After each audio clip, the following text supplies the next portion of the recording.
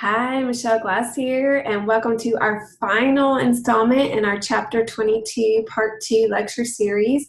Our topic for this video are those special proteins called immunoglobulins, which we can abbreviate it as IGs. And another name for these, of course, are antibodies. We're going to be talking about their mechanisms of actions as well as different classes of immunoglobulins. Looking at the basic structure, it's typically kind of in this Y shape, and you have what's called a heavy chain and then a light chain. Looking at kind of the base of the Y shape, you have what's called your constant segment. So this part's always the same, and this is where you might have complement binding sites. So we do get a tie-in here, again, between our nonspecific and our specific immunity. On the top part of the Y there, you have what's called your variable segment. So that's the part that would be specific so that it can match with particular antigens. So of course, this is going to contain our antigen binding sites. And notice that each Y-shaped antibody can bind with two of the same type of antigens. And this can be important because they can actually bind from one antigen over to another and kind of help form little clumps of those pathogens. When we talk about the activities of antibodies or mechanisms of actions, I think we're going to have 7, so get ready for these. So the first one we can talk about is what's called neutralization. In the case of neutralization, you are having the antibody bind to your pathogen, and then it's making it such that those pathogens cannot bind to your cells and penetrate or infect your cells. So by antibodies binding to them, they're still there in the body, but they're no longer able to infect our cells. So you're neutralizing its effects. Okay, then we see that antibodies can form clumps. We can describe this as agglutinization.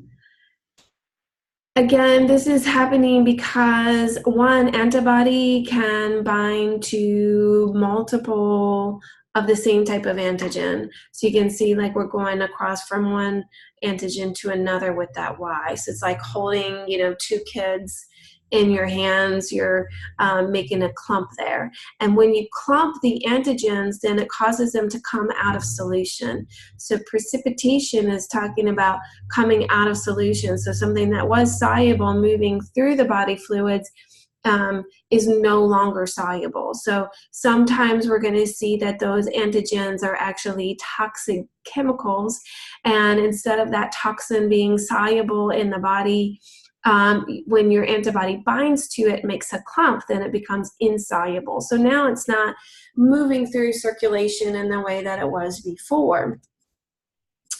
You'll also see, remember we had those complement binding sites. So with our antibodies binding to antigens, we can get our activation of our complement system. Remember, that's part of our non-specific defenses. So all those special activities with complement, such as opsonization and increasing inflammation, can happen when that antigen-antibody complex forms. Antigen-antibody complex is when the antibody is binding with the antigen. It's changing the shape of the antibody, allowing those complement proteins to bind. Okay, and then here's another overlap between specific and non-specific immunity. Those antibodies can help actually attract our microphages and macrophages to those pathogens. So we're going to see the attraction of eosinophils and neutrophils and macrophages as a result of those antibodies binding. And then we have opsonization, right? So not only are we attracting those phagocytes to the pathogen, but we're also making it easier for those pathogens to phagocytize, for those phagocytes to phagocytize those pathogens. One simple thing here would be, well, you've made a clump of them, so no longer do you have to go like nom, nom, nom, nom, nom, nom, nom. You have a clump, nom, nom, nom, nom, nom, that you can easily remove, right? Okay. Another thing that we'll see is our antibodies can trigger inflammation. We talked about that also in our non-specific defenses. So again, yeah, another way that these different defense mechanisms overlap. Remember, with inflammation, you're bringing more phagocytes to the area, you're bringing repair cells, you're increasing blood flow, which also increases the temperature a little bit. So remember all those important factors for inflammation. And then another important job that antibodies have is to prevent adhesion. Adhesion is talking about those pathogens actually adhering and penetrating into the body to begin with. So we'll see you have a special group of antibodies called IgA antibodies that are going to be present in body fluids. And so those are areas where antigen or pathogens can gain access. So you can actually bind to those and make it harder for those pathogens to actually gain access. Okay, so here's our list. Did we get 7? We did. So neutralization, precipitation and agglutination, activate complement, attract phagocytes, opsonization, stimulate inflammation, and prevent adhesion. Preventing adhesion, hey guys, listen, that's like corresponding or going hand in hand with our physical barrier. So these are tightly connected in with our non-specific defenses. So you need to know what each thing is in isolation, and then you need to start thinking about it as, this is a whole body, and how are these things working together? Okay, let's go through our different types of antibodies, and I think we're going to have 5 of these.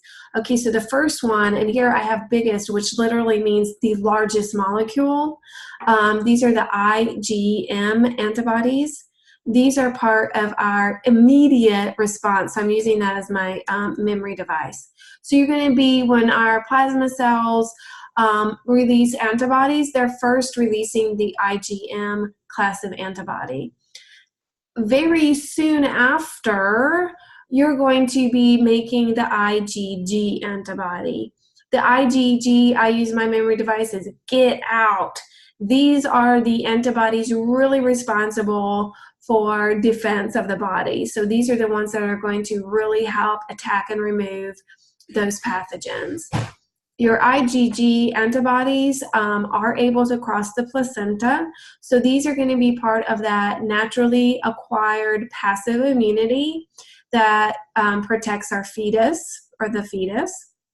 That protection extends until about 2 months after birth, but during that time, your IgG, your passively acquired IgG antibodies are going to be declining. So that's when you're going to start seeing it's important that the infant is able to have his or her own immune response. And this was an interesting factoid.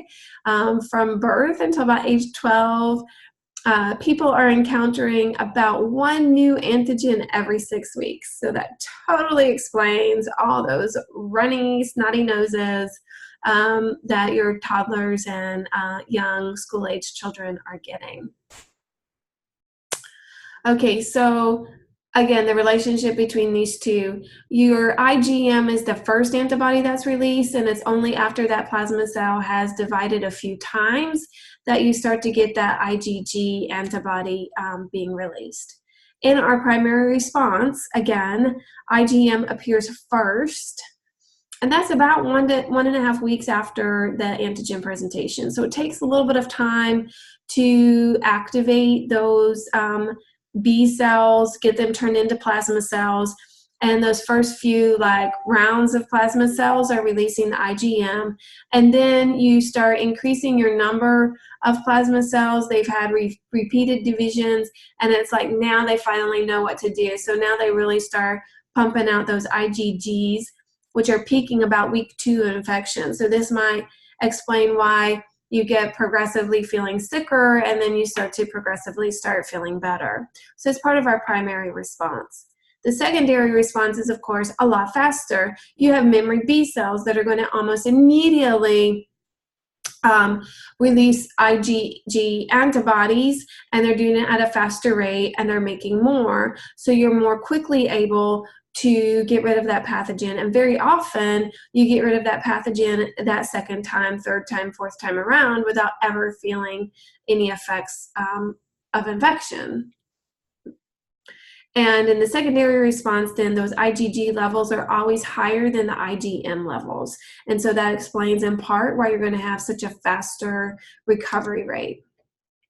Okay, our third category of antibody is called IgE, and I'm using the memory device achoo, here because your IgE is going to attach to basophils and mast cells, both of which are involved in inflammation and also involved in our allergic response.